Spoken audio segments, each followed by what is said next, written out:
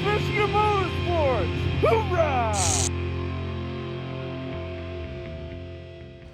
Okay, so if you guys remember back to last year, if you guys were subscribed and watching our videos last year, we're dealing with some snowmobile stuff and whatnot, and we have our snowmobile that is making a return to the channel. So it's the 84 Polaris Indy 600 triple. It's been at the shop the past about a little over a year getting the motor rebuilt, and it's fresh and ready to go. And just need to do a few things to it. The hood's just kind of sitting on there, but I need to put the hood back on, go over a few things on it, and we got some plans for it in the future. And it's gonna be a fun sled. It's a great sounding sled. Can't wait to ride around if we get snow. As you can see, there is no snow left. There's just snow banks.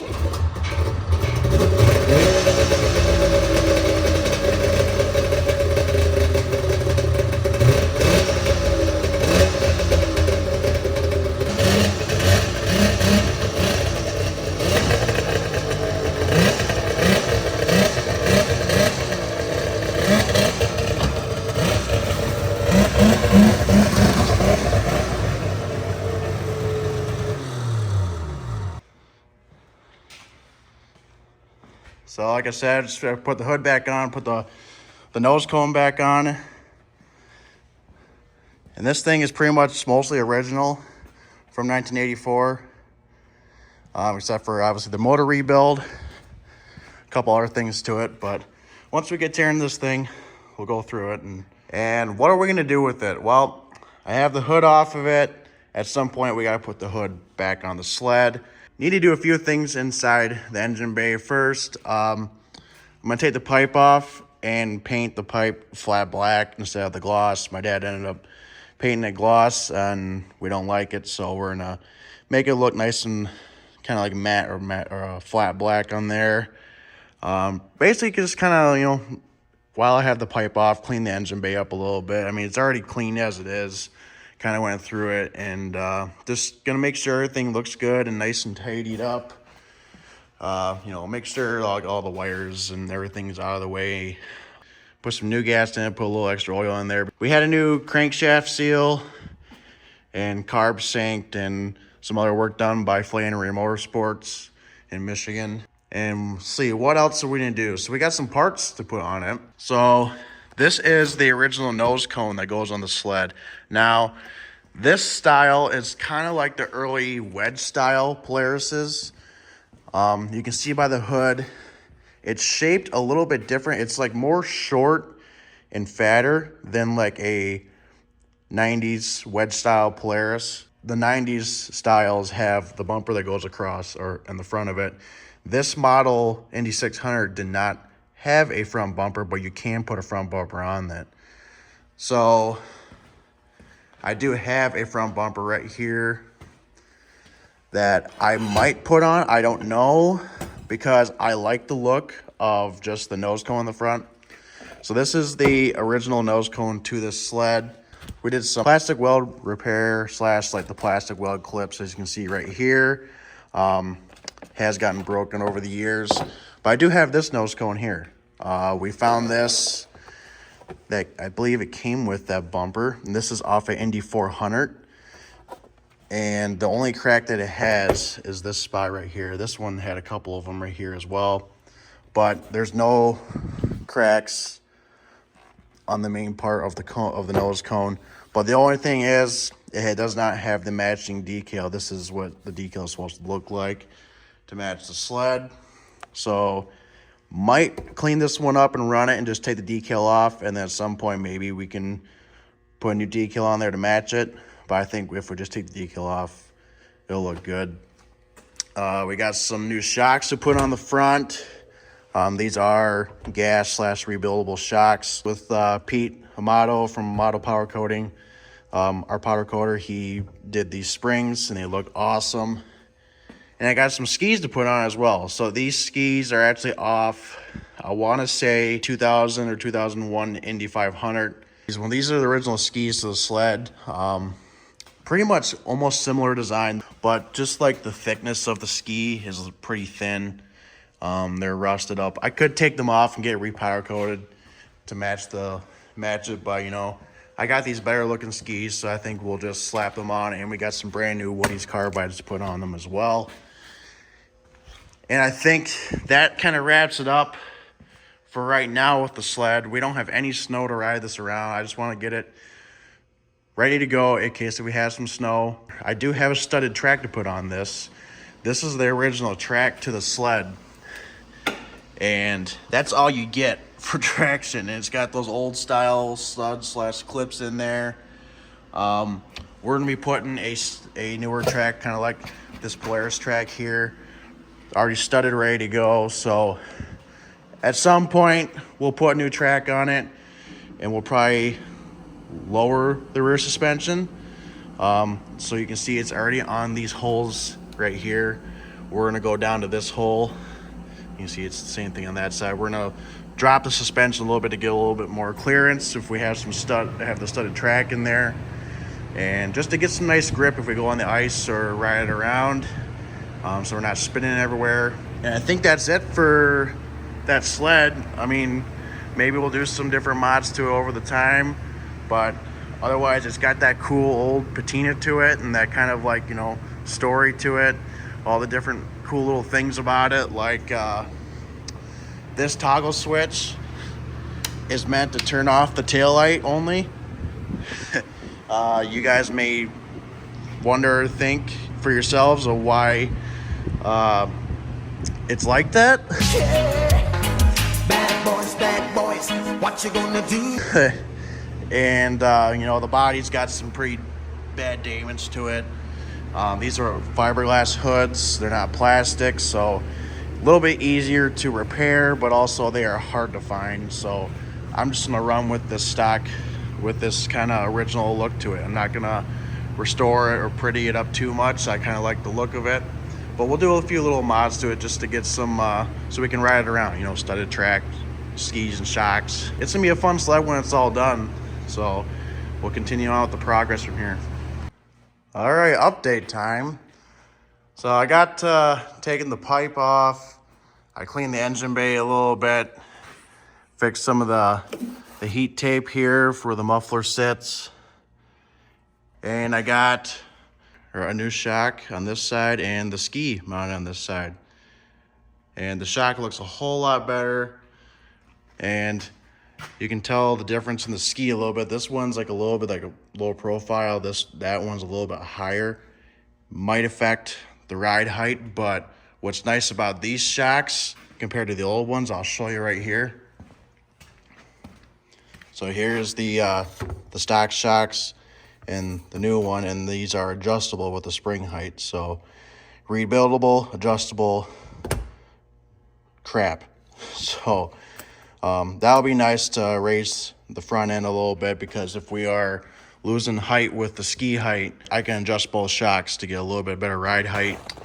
Okay, I didn't have a chance to take a video of getting the sled done, but now we got the perfect time because we got snow again. Before there was zero snow on the ground, green grass and everything else. So we're gonna go to the other barn and get the sled out, and I'll show you guys the finished product for now of the Indy 600. All right, here she is. I put the original nose cone on it. I thought about doing the other nose cone just because it's a little bit nicer condition, but I just kind of want to keep the originality of it. Besides, in the future, we are going to put a studded track on it. So this was a stock track off our 2001 Indy 500. It's got basically, it's got some Woody studs in it, and this track should clear for this sled. Probably gonna have to adjust the front a little bit. I don't have the shocks fully adjusted for ride height or how to ride it. We're not gonna be trail riding this thing or anything. This is just gonna be kind of like around the house, ditch banger kind of sled. Maybe we'll take it up next year in the lake and do some ice ripping on it. Maybe someday we'll put in a vintage snowmobile drag racer too. You know, I think it'll hook up good. But man, these sleds are just so cool. They're different. This is like the first generation of like the wedge chassis. I mean, this is the first year of the oil-injected Indy 600. The first year of the 600 triple was 83, non-oil injected. And so these sleds are hard to come by, but it's very cool having a piece of Polaris history. Everything is mostly original, except for obviously we got the motor rebuilt by Flannery Motorsports in Gun Lake, Michigan.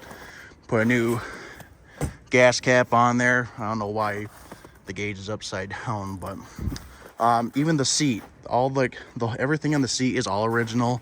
No rips or tears or anything in it. Right down to the original buckles. I want to take the trailer hitch off at some point. I forgot to take that off. Kind of ran out of time for that. I mean, even the skid, original bearings in the wheels, the gold skid. I believe the Hyfax might be swapped out or newer on it. But I mean, blue Hyfax. When we do the rear suspension, I'll end up putting some different shocks in there as well. Probably some Fox shocks. I did put some new Woody's carbides on the skis as well. I mean, decals original, the hood is original. 1,600 original miles on this. And it's cool, you know, it's not that beaten to where it's just a pile of crap. There's a couple things I need to do is tidy up some of the wires and the speedo cable up there. I just kind of snuck them up there for now. We repainted the pipe. Looks a lot better than the gloss paint job that was on it. Kind of tidied up the wiring a little bit. Put some wire loom on some spots because the choke cable was resting a little bit on the pipe, as well as it was resting on the thermostat and everything else. So put some protection there and just clean the whole engine bay up, and it looks really good. You know, shout out to Nutter Speedshop on YouTube. He's got an 83 Indy 600.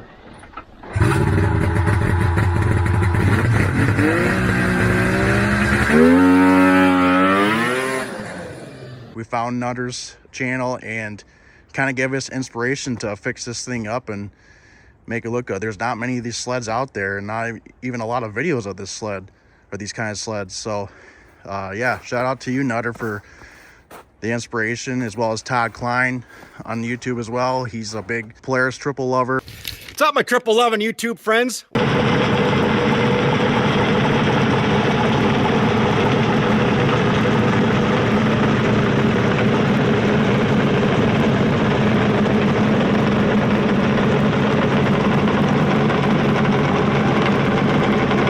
Can't beat an old vintage Polaris triple.